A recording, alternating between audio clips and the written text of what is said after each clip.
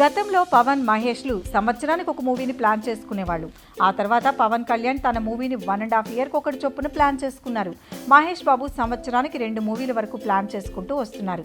దీనివల్ల మార్కెట్లో మహేష్ బాబుకి డిమాండ్ క్రియేట్ అయింది. అయితే ఇప్పుడు సీన్ పూర్తిగా మారిపోయింది. పవన్ కళ్యాణ్ తన మూవీల వేగాన్ని పెంచాడు.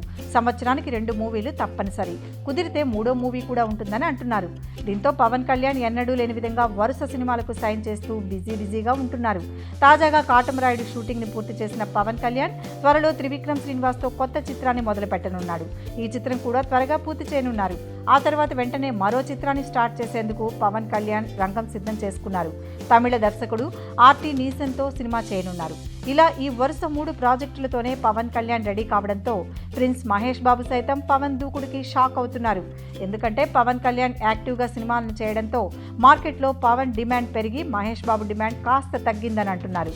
మొత్తంగా పవన్ కళ్యాణ్ ఎక్కువ చిత్రాలు నటించేందుకు గ్రీన్ సిగ్నల్ ఇస్తుండడంతో అభిమానులకు జోష్తో పాటు మార్కెట్లో పవన్ డిమాండ్ కూడా పెరిగింది.